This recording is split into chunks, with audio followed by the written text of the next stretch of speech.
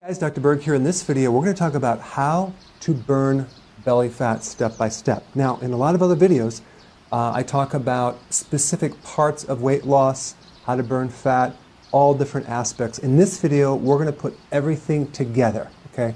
There's really three basic sections. The basics of what to do, things to add to speed up weight loss, and things to avoid to speed up weight loss, okay? So let's talk about the basics first. And some of this might be just repetitive, but if you've never seen a video from me, this will be very helpful to make notes. And I'll put videos down below for a lot of the summaries of other videos that you can get detailed information on each thing, because I've probably done videos on each separate item. Basics, 2 to 3 meals a day, okay? You can start with 3 meals, and then when you want to go to 2. You don't want to graze all day, because every time you eat, you spike this hormone that prevents weight loss called insulin, okay? So eating in general will stimulate that, so we want minimum 3 meals a day, or maximum 3 meals a day, minimum 2 meals a day. So some people go to 2, and I'll get more into that when we get into this next part right here, which is no snacking. So when you have 6 meals a day or 5 meals a day and they're small and they're spread out, or you're snacking between meals, you're going to spike insulin. We don't want to do that. That's going to create a big problem for you. So removing the snacking is vital, very, very important. It's called intermittent fasting, okay?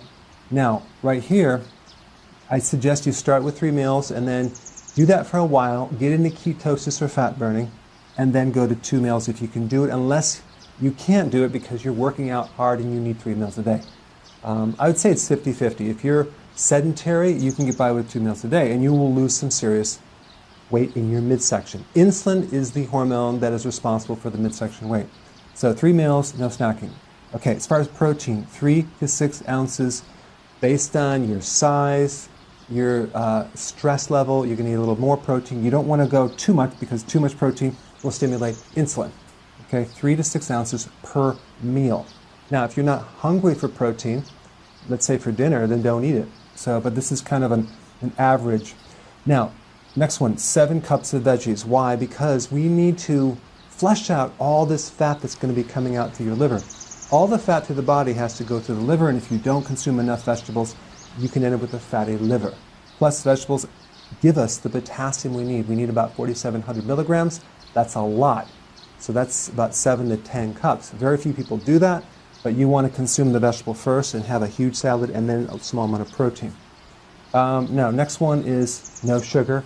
This is a given because sugar increases insulin, and also I'm talking about the hidden sugars, the breads, pasta, cereal, crackers, biscuits, waffles, pancakes, muffins, alcohol, okay? So we want to cut the sugar and refined carbs out. Next one, healthy fats. This is essential because when you consume fat at the end of the meal, that allows you to go to the next meal without being so hungry and craving and starving that your blood sugars crash. So this basically allows you to do 3 meals or 2 meals without being hungry, thereby not increasing insulin. Fat is one of the only things that does not increase insulin. It's neutral, so this is safe. If you're worried about calories, I put some links down below. Okay, these are the basics. Now, if we want to speed things up, we can add some MCTs to the diet. That's like in coconut oil, medium chain triglycerides. That will increase fat burning. Next one is potassium. Why? Because at the heart of weight loss, we want to avoid insulin. And so most people that can't lose weight have too much insulin. They have insulin resistance, so we want to fix that. Potassium is one of the ways to do that. You can consume all these vegetables or even take it in some supplement, potassium citrate, to actually heal the aberration or dysfunction of insulin. Next thing is apple cider vinegar. Why? Because the acid in apple cider vinegar, called acetic acid, does improve the output of insulin. It reduces insulin. It improves insulin resistance. It lowers your blood sugars. So it's very good for diabetics. And take this 1 in the morning, 1 teaspoon with a glass of water, and 1 before bed, or with your dinner if you have digestive issues. Very important. Chromium. Again, you can find a supplement with chromium to help your blood sugars. Chromium is a mineral that actually has been proven to help insulin. Again, keep it in check. B vitamins, another key thing, especially vitamin B1, for regulating insulin control and improving insulin resistance. Nutritional yeast is your go-to. Okay, next one is high-intensity interval training. If you add high-intensity, full-body resistance training, you're going to spike growth hormone and you're going to speed up weight loss. The key is short bursts of high intensity, lots of rest. Okay. Again, I'll put some videos down below to get specifics on that, but this is the icing on the cake. Okay. Next one is more sleep. Adding more sleep. Why? Because growth hormone is triggered when you're sleeping, and that is the primary hormone that stimulates fat burning. So more sleep. So if you could just take a nap, sleep in longer, get an extra hour of sleep, that goes a long way. That's more important than high-intensity interval training. Sleep is the key, okay? Now, next one is recovery, making sure that if you are doing high-intensity interval training, that you're recovering after. You're not doing it every day. Some people need to do it every other day, some people every third day, some people once a week, depending on how you feel when you work out.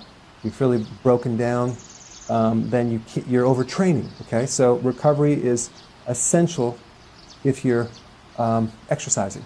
Now, let's take a look at what you need to remove. This is just as important as this, okay? Remove any type of sleeping issues, insomnia, vital. Why? Because you're not going to lose weight if you're not sleeping. All right? I put a video down below of what to do if you're not sleeping. There's a lot of things you can do. It's mainly stress. Bloating. If you're bloating, let's say you're consuming too much kale or too much cruciferous vegetables that you're not used to consuming, and then you're bloating. That is going to slow down weight loss. So you're going to have to go back to the vegetables that you can digest and maybe even steam some until the bloating goes away. Also, people consume too many nuts. That can create bloating. Again, we want to eliminate anything that bloats you. Sometimes adding more apple cider vinegar or an acidifier for the stomach will help it, or even a bile salt. They'll put some links down below for bloating. Okay, menstrual cycle issues. If your cycle is 2 weeks out of the month, you're not going to lose weight because the high levels of estrogen. Estrogen blocks the thyroid. Estrogen creates fat on the hips and the thighs. And we need to handle this cycle so it's really smooth. Again, I put a link down below of what to do for that. This is kind of like a little bit of an assessment for you to see what areas you have problems with. Okay? Some of these don't apply. Okay, stress. Mainly, you want to get a list of all the people you know that stress you out and avoid them for a while. You want to avoid the news. You want to avoid stressful situations. You want to do certain activities. I recommend an acupressure for your body to pull stress out. You want to do everything you can do to enhance the reduction of stress, because cortisol is triggered, and cortisol will stop your weight loss. So I will put some links down below.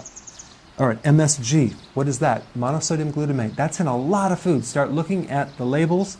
It's in, it's in even cottage cheese, unless it's organic. It's in all the fast food restaurants, all their foods.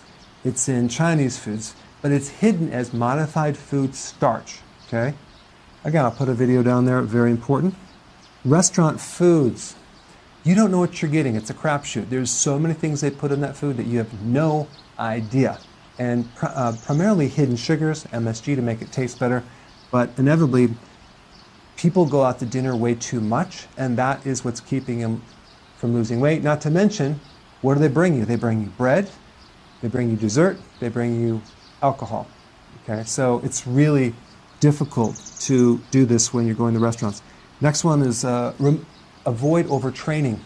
If you're at a boot camp or you're working out too hard and you're not recovering and you're not sleeping, you're not going to lose weight. You're going to lose muscle mass.